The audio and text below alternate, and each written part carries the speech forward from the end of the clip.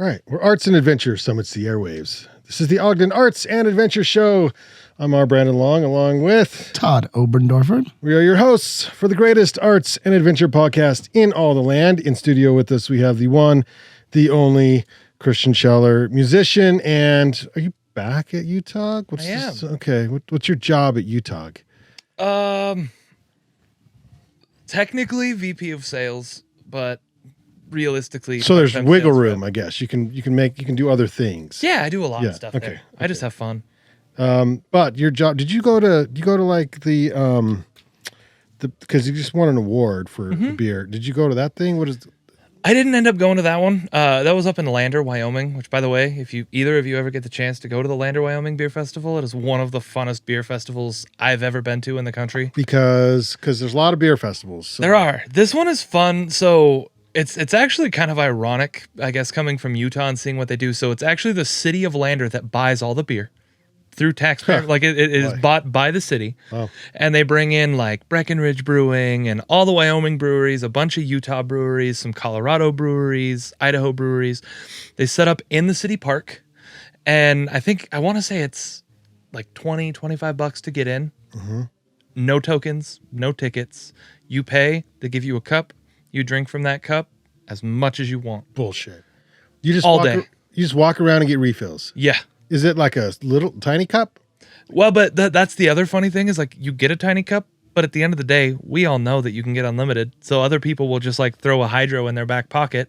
Not a big hydro, but like a hydro cup in their back pocket, like one of the little maybe 16-ounce cups. Yeah. They just drink from those all day long. Yeah. Plus, let's be perfectly honest here. So, what I like to do is I'd like to make chocolate chip cookies, right? Okay. I'm kind of famous for this chocolate chip cookie that I make, right? And so, but I use a teaspoon. So they'll make these little ones, right? Uh-huh. And so I'll make a big bin. I'll give them away as gifts. I like the flavor of them, but I prefer to give them away, right? Well, people think because they're little teaspoon size, right, that they don't eat the equivalent of a day's worth of your drinking that you're describing right there. Oh, yeah. And so you could still annihilate a lot of teaspoon-sized chocolate chip cookies by the end of the day. Yes. Yeah, and Todd's cookies are damn good. I'm just There's something about the size, and I undercook them a little bit, like they're nice and soft. But there's no question if you keep those in front of you, I got to keep changing your cam. You're going to refill. Keep talking, Todd. Well, and I think I think it's similar to that. So like you go around with your initial glass that you get at that beer fest, which are your teaspoon-sized cookies. Yep, exactly. And then you find that one teaspoon-sized cookie that you're like, oh my God, that is so good. And then you get a dinner plate-sized cookie all day long for the rest of the day. But it's also and there's no issues. Like, for the most part, it's pretty well, like, patrolled, and there's no violence or whatever. Oh no, I've gone up there like 3 years in a row. They have bands, usually some live music local to the area. Everybody just has fun. All the hotels sell out, and usually it goes. There's a really cool bar up there called Lander Bar that does a lot of like local and non-local country music. Like Michelle Moonshine plays up there a few times a year and stuff. And so everybody goes from the city park, and it's a 2-day fest. So you can get drunk one day, you go to Lander Bar, you keep drinking, and you listen to music, and you hang out, and then everybody just kind of waddles to their hotel room. Yeah. And all the hotels are in really close proximity. It's kind of a small town. And I think that they kind of almost have the European stance that if you drink and drive, you're the asshole. Yeah. Because there's so many preventions and Ubers, and they have like free shuttles. They do everything to keep you from not being a jackass and driving home after doing this. It's kind Did of they set up any slack lines from the event to your hotel? That would be fun. That would be fun. I picked your slack lines. I picked your beards. A lot of tattoos. Yeah. I just found a recent new hobby, and it's finding funnily named Spotify playlists. And one of my current favorites is It Smells Like Slackliners in here. Oh my God. And then that's what kind of music is on that playlist? You've got like Noah Kahan and like Lumineers and stuff like that. Okay. And then the other one, it's a similar playlist that's got a little bit more like upbeat, and it's called Sorry, I Just Ran Over Bigfoot with My Toyota Tacoma. I was drinking a High Point IPA. And that's a long name. It is. They have some like really stupid ones, Yeah. And then we've got songs that get white women on elevated surfaces. That's a really fun one. That one's got like like Get Low and different songs. Yeah, like yeah, that. yeah. It's just fun. I love finding those weird playlists. But when you said Slacklines, it reminded me of that. It Amen Smells Like to that. Slackliners in Here is a great Spotify God, that's playlist. fantastic. Well, happy Pride, by the way. Happy And Pride. You're drinking your Oh wait, Love yeah. Punch. yeah, it's your Love Punch. Yeah. This is one of my favorite beers. Let's get an opening here. Ooh, that was a nice pop. Yeah, that was great. I held that for you. Thank you. Happy Pride.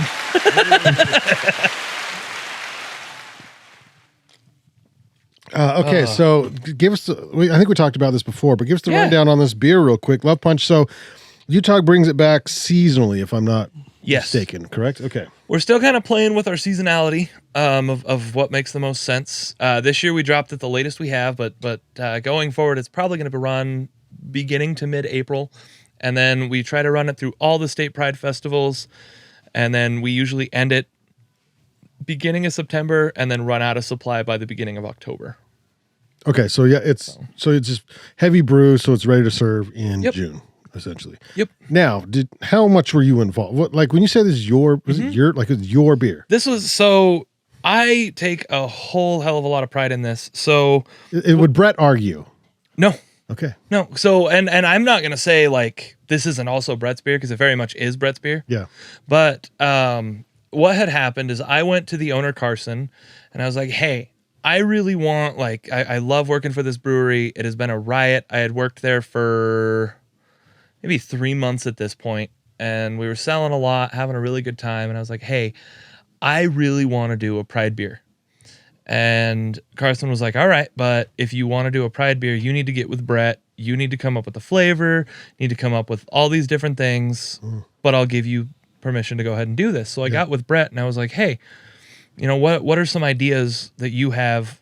You know, Carson gave us the green light. Let's make a Pride beer. And what we had originally done is, because we have a few pretty successful beers already through Utah, and we were kind of analyzing like what does well on the market, what kind of beer does well, as specifically in some of the gay bars and things that's going to be consumed primarily in those markets, because I wanted to make this for those markets, if I'm honest. And what beers were successful in those markets before? A lot of the more fruity beers, and then a lot of the completely like, I don't know how to, like flavorless, like your almost like your Michelobes and your Buds, Flavorless beer. like you're just like super light, almost a water. Beer flavored water. Beer flavored water. Yeah. But we had kind of looked at that, and I had already decided like before doing the beer, because I want to do this for Project Rainbow. I used to be a part of, and when I say a part of, I just went to a couple meetings for the steering committee of the Human Rights Campaign in Utah. And the steering committee is kind of like who decides where the resources should be allocated within the Human Rights Campaign. And there was a gentleman I met named Lucas Horns, and his partner Josh. And ironically enough, Project Rainbow was actually started by a younger kid. And he had seen all of the scouts that would stake the American flags around the state during like Memorial Day and 4th of July and things like that. And he was like, well, I would love to try and bring that same source of kind of recognition and I guess maybe honor to a lot of the queer lives and things on like Trans Day of Visibility and Pride Week and National Coming Out Day. And Lucas and a group of others took that on with him, and they ended up with Project Rainbow. And the first Is that just year, a Utah thing, or is that it's just a Utah thing. Yeah, it was started here. Okay. Yeah, it was started here probably would have been 5 or 6 years ago, I think. And I remember the very first year, I was the only volunteer for Ogden. And what that meant was I actually helped secure the original donation too of PVC from Home Depot when I worked there to put the flags on, and it was very much like a grassroots thing. There wasn't a whole lot of donations coming in. Home Depot made the initial donation for the PVC, and we got these flags staked up, and we would go out with huge piles of rebar and our PVC pipe flag poles and the flags, and we would hammer PVC into the yards that had ordered it. That's old put the school, flags man. on. Yeah, that's manual labor right there. It was fun. And it was funny because in Ogden we did, I want to say maybe 30 max. And that was from Ogden Canyon to the fairgrounds to So how do people? They had to Almost like Riverdale. jump on the website and sign up. Like, how did it work? Exactly? Yeah, so it's like a website thing. So you get on and you have to make a pledge or a donation to Project Rainbow, and then they bring the flag out. Gotcha. And I'll talk a little bit more about that pledge in a second, because I think that's the even cooler part of this organization. So almost all this was done through donation. I don't remember what the initial pledge was. I actually don't even remember what the current pledge is that you have to make to get one of these flags put out. But they stake flags now, and it's to the point where they need a ton of volunteers now. It's blown up. Not just you. No. Well, anyway, I just did Ogden, and that was like they had a whole team of like 6 or 7 in Salt Lake. There were a bunch in Bountiful. Nate and I think last year or 2 years ago, we did Centerville, and it was 3 hours of staking flags. There were so many, and we were one of like 3 people doing Centerville. So there's tons of them. And then what's really cool is Project Rainbow then takes all that money, and they do like scholarships and grants to help youth, and just various things to help out in the queer community. But I think one of the coolest things that not a lot of people realize that is so important to me about Project Rainbow, and why Project Rainbow initially took off, is there's kind of a source of pride and joy, especially growing up in Utah, where there's a lot of judgment that comes from so many different angles. Something as simple as a symbol of that pride flag staked in somebody's house makes you feel like it's okay. It makes you feel like you're okay, and makes you feel like you're allowed to be who you are as a person. Makes you feel like you have somebody that you can resonate with. And the idea that Project Rainbow created such an easy way for, that maybe, queer adult, even queer kid driving down the street, hasn't come out of the closet yet, to know that there are people even in their neighborhood that would love them and support them, and they can see that flag and realize everything will be okay. It's such a monumental movement to me, and that's why I wanted to create this beer to kind of help them out. And if you guys do see the Love Punch, this isn't like a sales plug, this is a genuine thing. If you see the can of the Love Punch, there's a little QR code right here on the can.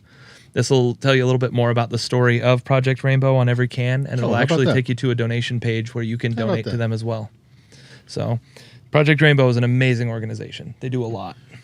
And the flavoring, where'd you come up with the flavoring for it? So that was really fun. So I went out and I gathered a bunch of my friends that worked in bars down 25th Street. And then I got a bunch of the people from Project Rainbow to come into UTOG. And you had to drink beer. Yeah. It was so hard. It was the hardest day at work I've ever had in my life. Right. And Nate and I got them all together, and Brett filled, I think it was 5 or 6 pitchers. And what we would do is we had ordered a ton of just like flavor purees. This was just to get an idea of a base flavor. Yeah, because because when you brew in a brewery, there's all this big equipment, right? And so I toured UNA's not too long ago, and they've got these little smaller places where they can sort of test and make small batches. So how does UTOG make these testers or small batch kind of beers so you can kind of get the flavor before you produce on a larger scale? So we kind of cheated at first, okay, in a more of a productive way, if I'm honest with you. So we do have a small batch system as well. It used to be set up in Carson was so dedicated to brewing in his house. He was the brewer. He's the owner, and he was the brewer. And he had an indoor pool in his house when he originally bought it, and he ripped out the indoor pool and rerouted all the plumbing and made a homebrew setup before he opened UTOG. That's amazing. It was really cool. Wow. As far as I'm aware, I haven't seen it for a second, but as far as I'm aware, I think he moved a lot of that to UTOG to allow like smaller batch systems to be made there in house.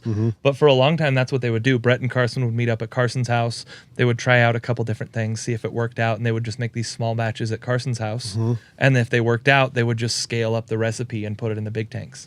Interesting. But what we did with this one is we were able to basically take a couple of our beers before they had like any flavorant or anything in them, just as base beers like Hef, a Kolsch, Lager, Ale, and just have the basic beers, no flavorings, nothing added into them whatsoever.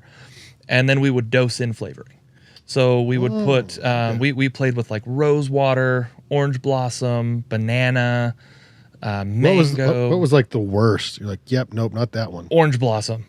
Orange blossom and rose water. So I originally did those for Nate. Nate loves to cook with orange blossom water. It's a hard ingredient to find. You can typically only find it at like Arabic stores, but it's a really like floral, fragrant liquid. And I was like, well, let's see what a beer What does tastes he like cook with in it. that? All Like kinds meats of random or- stuff. It's more often than not, he usually adds it into like sauces. So all different kinds of sauces for different things, but it just adds like a floral note to whatever sauce he's working with. Yeah, okay. But we were like, well, and I was thinking about Nate, and I was like, it'd be kind of fun to throw orange blossom in there. He likes the flavor. It's not a bad flavor. Let's see what happens.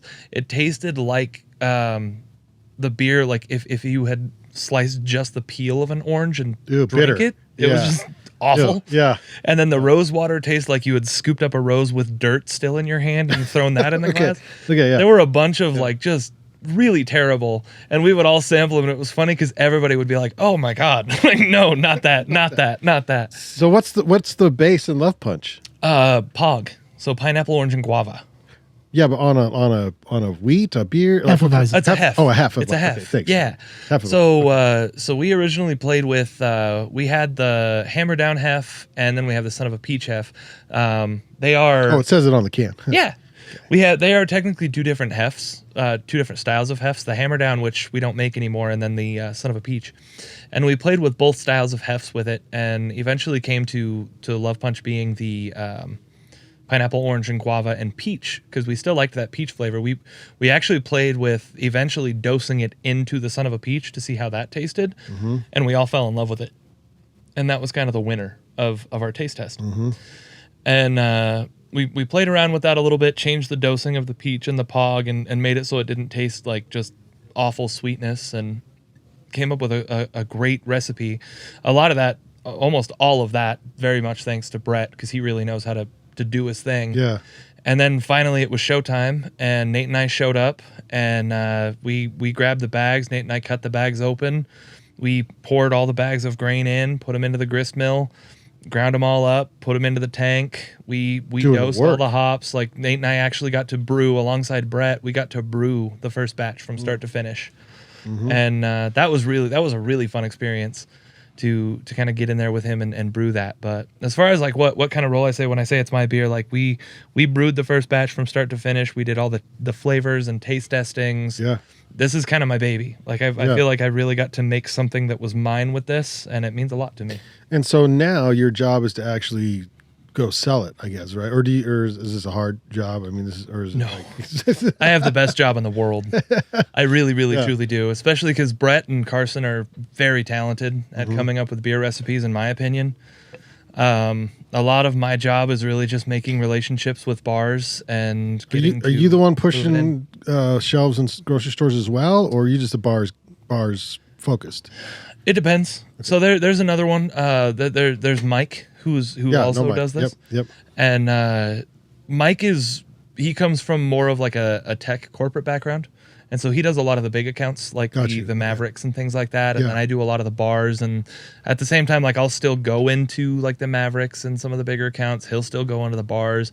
We just kind of flip flop and cross, and we do from Idaho and then statewide in Utah, or Boise, Idaho, and then statewide in Utah. I just saw they posted, Utah did. It was new beer. I think it's new. You can correct me if I'm wrong, but I haven't seen it before. And it was like bowling alley beer. Yes. What the hell is that? So this is really cool. And I actually, you know what? I don't know how much I'm allowed to say, so I'm going to speak very, very softly on this. Yeah, you're live. No, this will come out Thursday at 3. So whatever information you need to clear, Thursday at 3. So we, what all did you see before I say anything? Just Well, it's so I on can Instagram. clarify. Okay. Yeah, I mean, it's public. And so, people were losing their minds. Storm. It was Storm Bowling, right? Well, I can look it up. It was...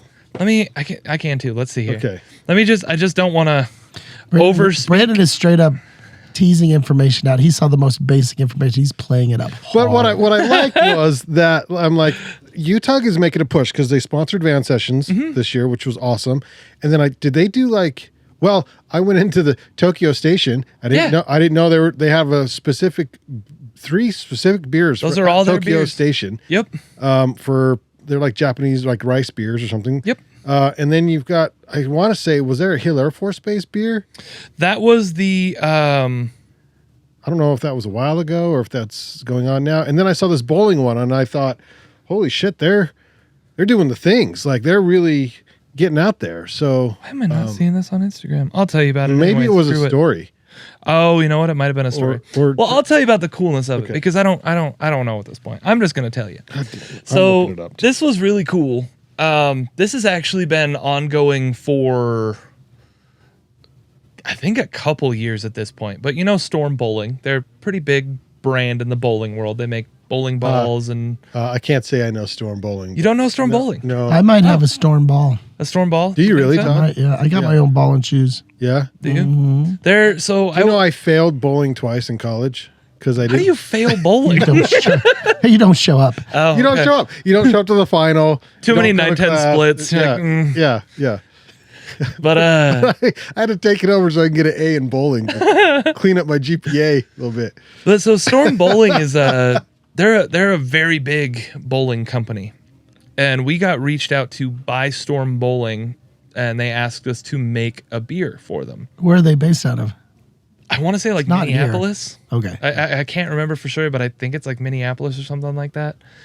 And we need a beer partner in Ogden, Utah. That was what we were trying to figure out. And, but apparently one of the guys that works for Storm lives around here. That's how he came to us. Like they started at the end of the list, opposite of alphabetical. Yeah, they were like, Utah. Do you guys want to know the funniest thing on the planet? Like genuinely the funniest thing you've ever heard in your life. This is a Utah thing that I'm gonna share with you all that I think is hysterical. So we had, and I cannot remember the exact country. I believe it might be Filipino or something. But you can't have wrong information on this podcast. Well, let me find it out then. I'm totally kidding. No, I'm just kidding. You want to say? I think it's like Filipino. I can't remember what it was. The rest of this is not made up. I just can't remember the exact country. So we had a group of tourists that were freaking out over our merch one day. They were looking at the shirts, they were buying the hats, they were laughing their asses off. Nice. And we're like, oh, cool. Like, why is this so funny to you? We were made aware. So Utah, just to clarify for everybody. Okay, yeah. Okay, good. Okay, yeah. So you can see the Storm logo. Cool. Yeah, I can tell you about that. Okay. So these tourists are looking at the logo. And they're freaking out. They're laughing. Now, to clarify for everybody else, UTOG is UTOG. It stands for Utah Ogden. UTOG. That is what it means. We found out. It also means. Yeah, it also means. Unfortunately, I believe in Filipino, it means blowjob. And they were all buying. That's fantastic. They were all buying this merch. No! They were all buying this merch because all of our stuff in their native language said Blowjob Brewing Company. No! Utah BJ. Nice. Oh my God. I did not know that. It was so funny. It was the dumbest thing. Come on. It was the dumbest thing. And we literally had a crisis of like, do we need to change the name or do we just embrace this? Yeah, I think we just embrace this. Nope. That's when you get your graphics department on there to do a few little things. And it was so funny. Because we were trying to figure out, it was a huge group of tourists. And we're like, why are you laughing so hard? And they just bought like hundreds of dollars in merch. Why is this happening? Yes. And then one of them was like, do you know what this means? And I swear it's Filipino. Well, you're like, no. Yeah, it means Utah Ogden. Yeah, it means Utah Ogden. What are you talking about? And one of them told us, and we actually translated it. And we're like, oh my God. I love that so much. Okay, so. But the Storm Bowling thing. So are we learning? So, oot is blow or og? Like, how does it work? Like, let's see. Let me. What's the official translation here? Utah is just how they say it. Let's see. I'm gonna find this. So it is Filipino. Oh, so funny. And it loosely translates to head, like, but not in the head sense, but head. Okay, It's head. Okay. It means two things. It means libido and blowjob in Filipino. Okay. Yeah. So that's a fun little tidbit we learned about. I support your decisions. There goes your marketing decisions. No, I knew from the very start that that's the direction that you were going as a brewery, so it's perfect. I honestly feel like we just need to throw another like tasting room in the Philippines and just see what happens. Just go with it and see You what. wouldn't have any merch left, that's for sure. I'll clear you out. But to give you more of a fill in on the storm bowling thing, that could be really big for us. And I think, by the way, Todd, I think we lost our arts grant for this show. Like that.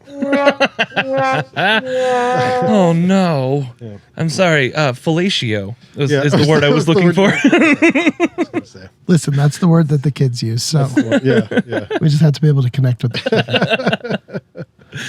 But the storm bowling thing could be really cool. They did reach out a couple years ago. I can't remember the exact circumstances, but made a beer for them, and they wanted something that they could put in bowling alleys, hopefully across the country eventually. Well, yeah, and it says it's going to be debuted. Oh, I got to pull it back up again. There's like a bowl-a-thon or something. Yep. Oh, I lost it. Well, never mind. Ironically, like just random insider beer knowledge, the Bowl highest Expo. moving Bowl Expo. Okay. The highest moving accounts in northern Utah are bowling alleys. Like Not bars. bowling alleys. They move more than almost any bar. I feel there's so few bowling alleys. I Davis need to know- Lanes in Layton Yeah. moves so much goddamn beer. It's It is not part of the even culture. funny. Yeah. It's part of the Davis culture. Lanes does spare time over in And White- you can't even smoke inside anymore. No. What is this world coming to? I don't know. But no, they move so much beer out of those places, and it's kind of fun. I mean, to kind of get to watch it Well, and that's immerse smart. yourself in the culture is Yeah. pretty cool. And the Storm guys have been super, super friendly, and we've just been kind of hanging out with them. So it says house shot. I can maybe show the camera. Easy drinking ale. Mm-hmm. Easy drinking ale. So what do we got going on here? Do you know? I haven't gotten to taste that one yet. Okay. We've actually had a couple It's just new on beers come on out. the can maker. Or, you know. Yeah, Okay.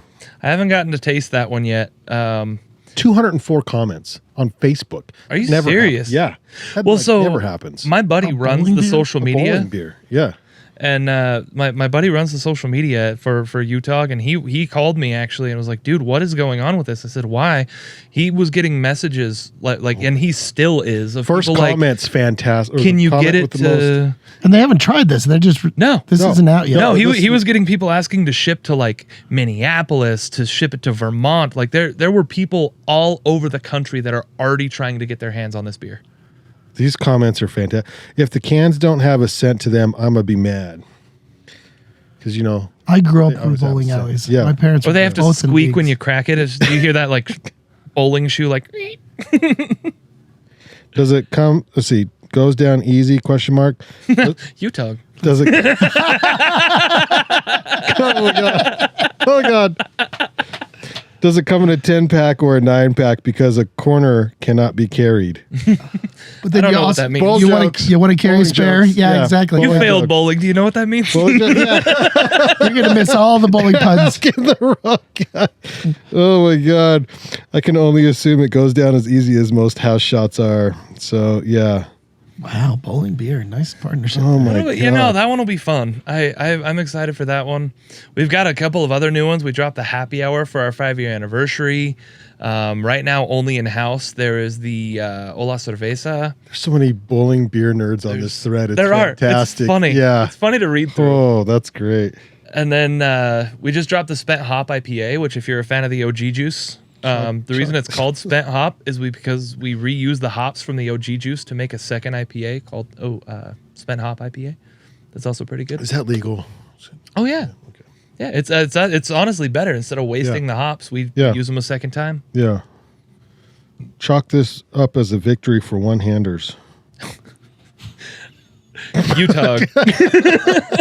We're just gonna leave it at that. Honestly, there's so Y'all many making great some merch good choices. potentials with the UTOG name. Yeah. Oh, for sure, Yeah. for sure, yeah. Well, thanks for that update. I was not expecting that. No, that bowling These beer comments is are gonna be fantastic. Awesome. Okay. Well, thanks for the. Yeah, I mean, we brought you on as an artist, as a musician, So the UTOG update is a bonus, but you're back, and because you had we'll call it a hiatus. You were there for a little while, so Hiatus. yeah. Went and played music and. How was that? How was found that? myself So for a while. I do want to know. Well, I'm glad you found yourself, Yeah. because that's not easy. I think I'm still trying. Todd's doing pretty good. I think Todd knows where he's at, but What are we talking? I missed that. Did you find yourself? Oh, I said I took a break and found myself. Oh, no. It's a constant thing for me. It's a constant thing for me. So. Fair. Yeah. But on that break and on finding yourself and on, were you pushing music full time? Is that what you're trying to do? Was that the focus? And then So how I did still it go? am. Yeah. I'm still doing music full time right now. I won't even lie to you. So music is mainly a night job, as you know, like it's later evening. No 10 a.m.s. Not a lot. Yeah, like okay. maybe Sundays, but other than that, no. Yeah. And that was kind of my reason for going back to UTOG is I had so much fun at UTOG that I just reached out to Carson and I was like, hey, would you let me come back just even a few days a week and just work during the day so I have something to do? Right. And I'm And still it's doing a music little bit of full-time. consistent income. And, Yeah. Okay. Yeah. So my question is, how do you make a living as a musician in Ogden, Utah? I think just being open to trying weird things. I know that sounds so goofy. Oh God, where are we going with this? You got to work the corner sometimes. No, I'm just kidding. Yeah.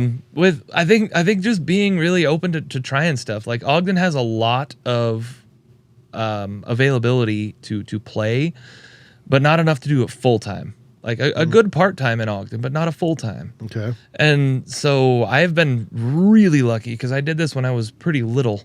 And I made some good friends like Shay Zero, Scotty Hayes, Corrine Greenwood, some of these people that have really guided me into the right direction. And then even now, the proper way, like Shane and Scott have really helped me. Okay, what did we say about you bringing up that name during this show? Did we say something? It's not allowed. Oh, okay. Well, screw them. No, I'm just kidding. But they've really helped kind of guide me into, I would say, more of like the adult full-time, kind of helping me understand like quality pricing. Let's be honest. They're quite old. Those two in particular. So they're giving you that perspective. So Well, that's but, which is good. It's experience. but no, it's been good. They've really kind of helped shape into where I should be, like I guess pricing wise and understanding. Okay.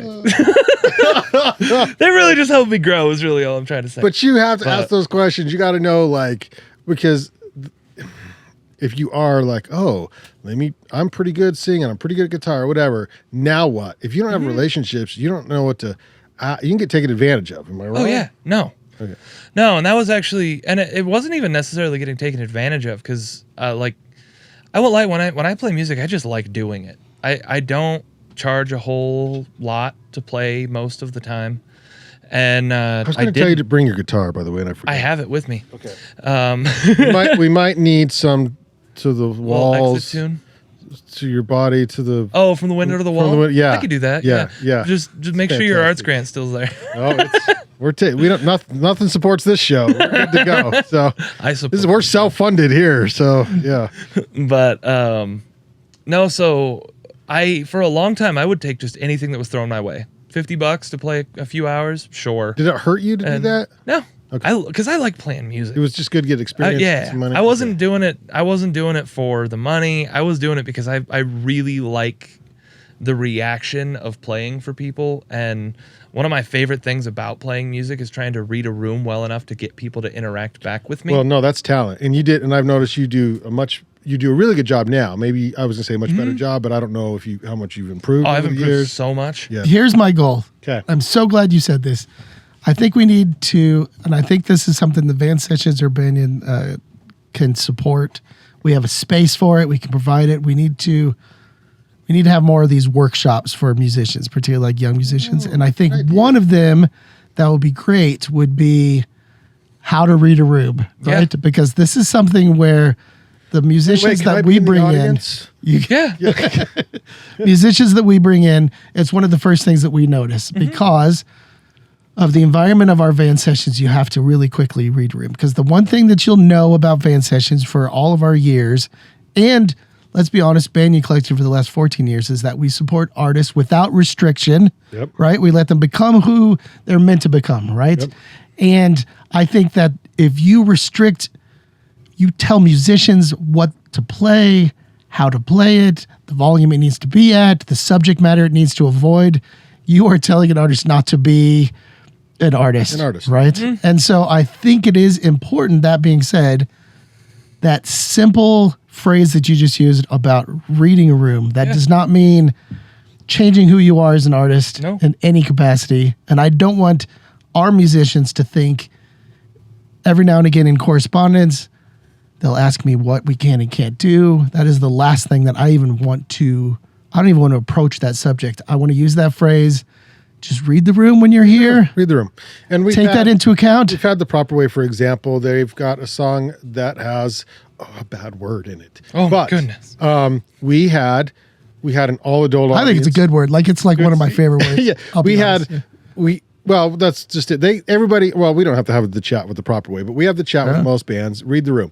And when it's like an all-adult audience out there and everyone's having a good time and drinking beer, you can read the room, right? Mm-hmm. And so Scott will look at Carrie and they'll give the nod of okay, and then she'll either say it or not, depending on who's in the room, right? And that's sort of like you gotta be aware of that, because if you don't have that self-awareness and you just go all in and you screw the audience, and it's not a good thing. So, well, I mean, it's kind of like the beer fest that I was playing. Yeah, I was trying to read that room real well. Yeah, and these people are all 21 and older. All 21 and older. Yeah.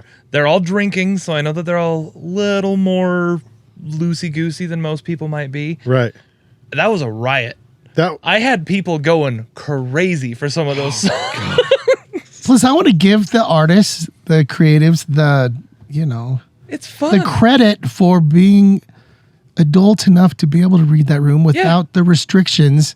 That's going to do nothing but it's going to lose that spark. You know, if you say, hey, you can't approach this subject, you can't approach this subject, and you certainly can't have feelings about this and this and this. Yeah. Then you're just like slowly like deflating and deflating and deflating. You can have a piano lesson, but you can't perform art. That's what that's saying. That's kind of what it's saying. Yeah.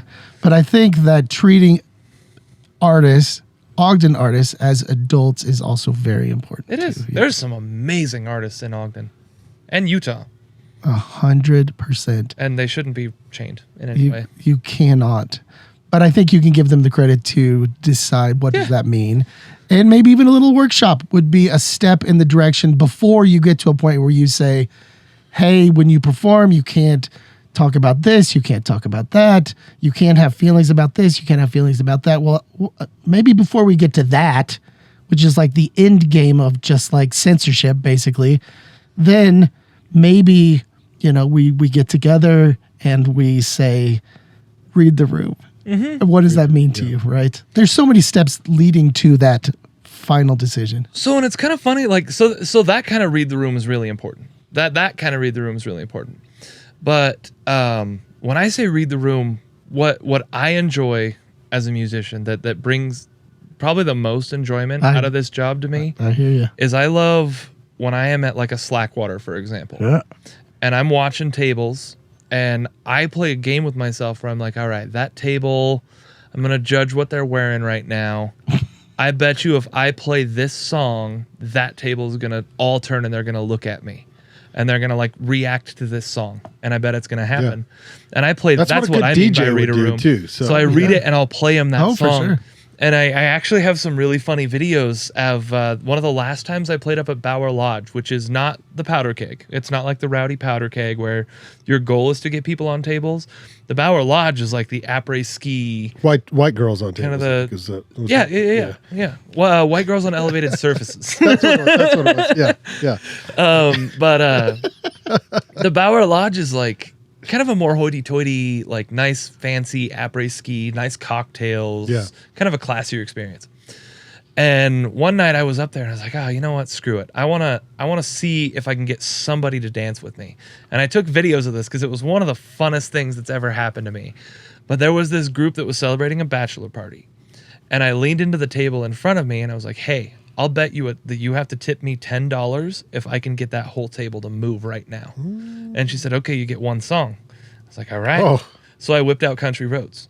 Yeah. That entire table got off their bench on the table and were they wearing bolo ties? Like what were they wearing? Like what they were wearing like the retro modern 80s ski onesie jumpsuits and stuff. And I don't know what it was. They could have been John Denver fans. Maybe. Yeah. I won't even lie to you. Country Roads is the easiest song to get a whole bar on your side in 3 seconds. Yeah. Everybody loves it. It's a happy song. It's like maybe a good Neil Diamond song or something. The very end of it, though, so I've finished most gigs that I have played since I started playing. Almost all of them I have finished with Hey Jude. I don't know why. I just like wrapping up on that song. Because everyone sings? And sometimes, but on this one specifically, I have a video. I finished my part. I was putting my guitar away. And all of these dudes were still going. They were all on top of tables, screaming and stomping to Hey Jude in the middle of this hoity-toity lodge, ski lodge. And so I took a video of it and I sent it to the guy that booked me. And I was like, check this out. This is kind of wild, isn't it? Yeah. And he sent me back. He's like, what did you do? But it's like that game to me of like, I don't do it for the money. I don't do it for anything other than I really love those interactions with people. That's a thrill. It's good. And I DJ some events here and there, but it's nothing I do full time. But that is, I get where you get the thrill, because it's like, that's the constant thing is like, what do I play next to get these people to move or to get them to react? And it's like, and you also know it's like, okay, I'm playing the song and I can see that person dancing and this person dancing. And I'm like, okay, all right, let me see if I can get them to do this or whatever. It's an interesting, because otherwise you're just playing music for you. And then I have my 5 go-tos. I have What's Up by the Four Non Blondes. I have a really weirdly high vocal range, and I can actually hit some of those super high notes in that song. Yeah, that's crazy. And I love that one. That's a really fun crowd stopper that I go to. I was only familiar with the weirdly high part when it came to you. So. But it's the vocal range, too, as part of that as well. Yeah. Well, yeah. No. And I do Creep by Radiohead. Because that, like the She's Running Out the Door, that like high part. Another one that I'd love to belt. And then, of course, Country Roads. Yeah. And then... What was the one that you lose your voice? Is that the non-blonde That's one? What's Up by the Four Non-Blondes. Yeah. I typically... I won't do that one unless I'm like 15 to 20 minutes before the end, because I've had multiple occasions where I've actually shot my voice out on that song. Yeah. And I don't like to risk it too early in the set, but that's you should go get your guitar. One. You want me to? Yeah. You guys going to hang out for a sec? Yeah. All right. Get your guitar. I'm going to talk to Todd for just a minute about anything and everything going on with Salt Lake City Arts. And, by the way, it's OR week, I believe, in Salt Lake, right? Is it really? I think it is. Yeah, I think it's tomorrow, Tuesday, Wednesday, Thursday. It's weird. It's during the middle of the week. It's not, but I'm pretty sure it's OR. I was going to try to swing down, but I don't know if I'll. I didn't get us passes. I feel bad about that. I can get one through the city if I need to. Okay, you should go and check it and then see. But I don't have time tomorrow because I've been to one in the summer. I've only been to, since they've been back, just a winter one. I did a winter one, 2 winter ones. Kind of disappointing, both of those. Yeah. But I still have hope. And I haven't been to a summer one, so it might be worth checking out. So yeah. If you get a minute to swing by, I have time Thursday. If you swing by tomorrow, and then I can pull some sort of a media pass last minute. I don't know if I can or not for Thursday, but I may not have to. Tomorrow I cannot go. But it's good to know out there. If anybody is going, let us know how it is. Yeah. Because I miss the good old days. I mean, they used to throw concerts. I mean, it was a party. It was a party. There was. That's where Seco Block started. I mean, it was the big relationship builder. That's what it was. It was the industry party, outdoor industry party, and where you know what? Where's the podcast party, Todd? Here, right now. It's the 2 of us. We do need to create more of a podcast. We're gonna have to up our game a little bit. I'm down for that. Yeah. That would. I think they do one. I mean, I know they do one. I just don't know. It's probably nothing like the outdoor. It's tough because let's be honest, it's a bunch of nerds. It's a lot of nerds. Well, how badass would it be to go meet people like behind Nerdist and all that kind of stuff, you know? That's what I mean, nerds. Like, it's niche shows. Right. I mean, those are the most successful shows. You get real specific. Mm-hmm. You get, what's the difference? Geeks and nerds. I can't remember, but it's just that passion about that one subject, you know. Whatever I think ours is pretty broad. Whatever that specific Star Trek. Pretty much just that 1 year, right? Exactly. Yeah. And then they just focus on a 10-year podcast, just going after that 1 year of Star Trek. Yeah, interesting. Really, really funny. Okay, well, tomorrow I do know the Gallivan's being activated, so Kendrick, Audra's our friend Audra Kendrick there, he's closing it out. But then also I saw, what's a Gallivan? tomorrow night, Wednesday night. So this comes out, so it would have been last night by the time you hear this. So it's kind of pointless. But look for stuff going on at the Gallivan this summer. Like, what's the series? It's not. I don't know. Twilight, Well, no, that's the one that's been around, I think, a long time. I think it's a nonprofit. They put on different shows, but Kendrick's playing that one. But then there's the lunch one. Is it Brown Bag Lunch or Lunch in the Park or something like that? And Allie Brown, which we're debuting this week on Van Sessions, because she was on Van Sessions, Allie Brown, and she's going to play tomorrow. So by the time you're hearing this, she played yesterday. Oh, fun! But yeah, so look stuff up at the Gallery, and then what else is going on near you? Kind of the same type of thing. Same I'll stuff? be perfectly honest. The historic art barn, which my gallery is located within, constructed in 1931, let's just say it's early 1930s. Yeah. Exactly. Community art space since 1930-ish, and it still is to this day, 2024. So that's pretty remarkable. But that being said, new roof means that the air conditioning's been out for like the last month. At your office? Like where your gallery? Yeah. So the basement still had some air. Yeah. We used the basement for like a conference room, so that's been a pseudo office space for the last too many weeks. The upstairs, like my office location, the temperature in that space was 96 today. And so I just look forward to that project being done. Everything cooling off before it turns 100. 96 is stupid. I can't stand the heat, and I'm talking heat like 75. So 90. You and I both have that in common because my folks live in Vegas, and they count the days over 110. Anything below 110, they barely even register as like a summer heat day. Oh, there's no way. I can't. I don't know if anybody loves that, but it's hot. And I don't like that kind of heat. No, that's stupid hot. So we've been kind of making do, working from home a little bit more. Yeah. But that being said, this week, a little too late to chat about. Oh, yeah. Okay. Got to fix the roof. Yeah. Then they'll put in the ducts, and then the air will come through. Historic building, you run across issues, slowdowns, etc. And so, anyway, we are almost there. The one thing I do want to chat about that'll be effective for this podcast when it comes out is next Friday. So a week from tomorrow, when this comes out, we do have a new opening. So if you don't get down to Salt Lake occasionally, come check us out. That's every third Friday. Gallery. Finch Lane Gallery, Salt Lake City, 54 Finch Lane. It's about 1st South and 13th East. And so come check us out. But it does not interfere with the Ogden Arts Stroll, which is every first Friday. Salt Lake's Arts Stroll is every third Friday. Do you ever gig down there during the... Have you been down for a third Friday? Uh-uh. I think I need to get you into the gallery. That'd be awesome. Yeah. That'd be way fun. We'll sing a bunch of inappropriate songs. That sounds great. No, but you'll read through it, but then you'll know. Yeah. Yeah. Or I'll look at Brandon and go, anything goes. There he goes. Yeah, I'm not a good person to look at. I'm like, bring it. Pretty much, yeah. We support the arts, yeah. Christian has his guitar. Can we do this with one mic? What do you think? Do you want to totally. play a little something and make sure I'm picking up your guitar? What kind of thing you want? Well, just give me like a... Oh, yeah, that'll pick up. That'll be good. Yeah, because your vocal is pretty loud. Yeah. Yeah, okay. Did you say he has his guitar out? Out? Like out? Got his guitar out. My guitar's out in the boot. We went a little Canadian there. Yeah, I don't know. That's for our Canadian audience. All That's right. Yeah. I'm going to play you a little song, eh? We would have built that Canadian audience. Yeah. We're huge in Toronto. I don't know what accent that was. But that's fantastic. Let me give a thank you really quick to Banyan Wan for powering today's episode of the Ogden Arts and Adventure Show. Listen and subscribe to the Ogden Arts and Adventure Show on YouTube. Crushing the cam. Look first on Facebook, Instagram, Apple Podcasts, Spotify, thebandingcollective.com, and the Podbean app for Android and iPhones. If you want to be on the show, you can DM me at Ogden Arts, and it's at Ogden Adventure on Instagram. At Ogden Adventure on Instagram. And hopefully I'll see it. I'm really crappy at checking the DMs. But yes, Todd.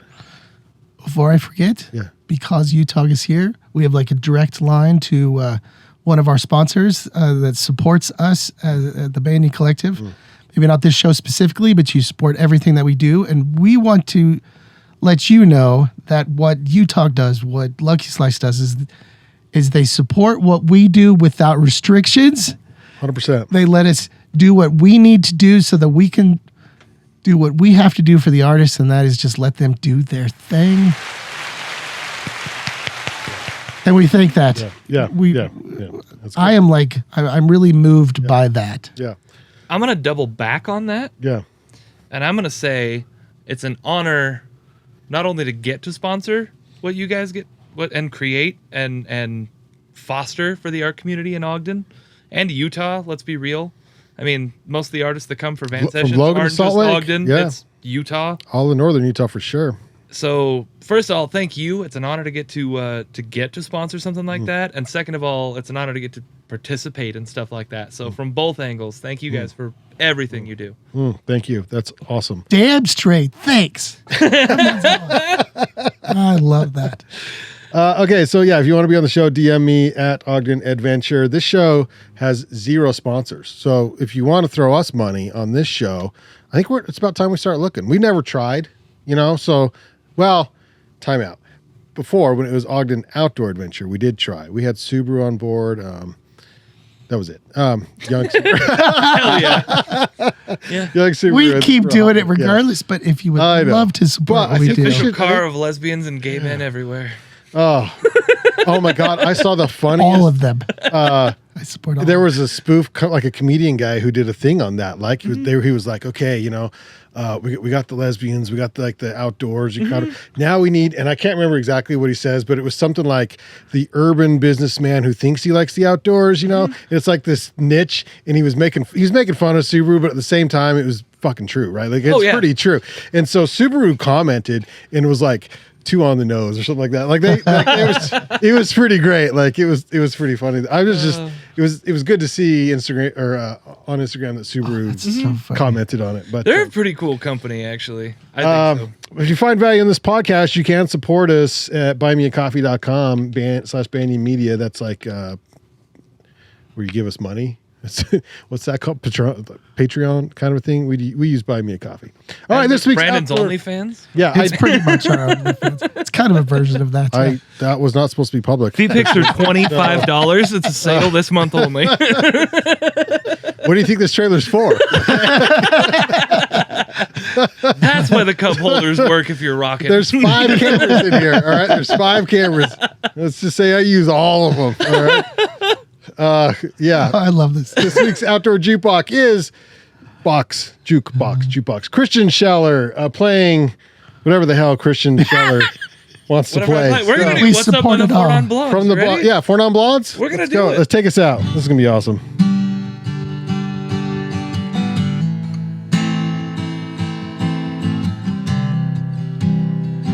Sorry if this is out of tune. 25 years and my life is still trying to get up that great big hill of hope for a destination. I realized quickly when I knew I should what was made up of this brotherhood of man, or whatever that means.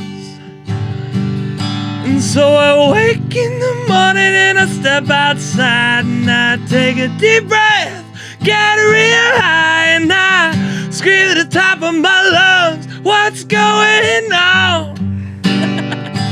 And I say, hi, yeah, yeah, yeah, hi, yeah, yeah. I say, hey, what's going on? And I try, oh my God, do I try? I try all the time in this institution. And I pray, oh my God, do I pray?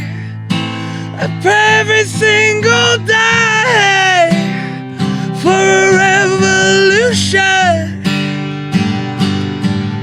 Awake in the morning and I step outside and I take a deep breath, get real high, and I scream at the top of my lungs, what's going on? And I say, hi, yeah, yeah, yeah, hi, yeah, yeah. I say, hey, what's going on?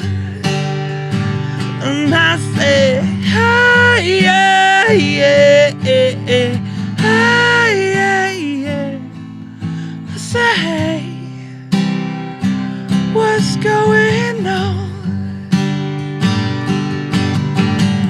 25 years and my life is stale, trying to get up that great big hill of for a destination.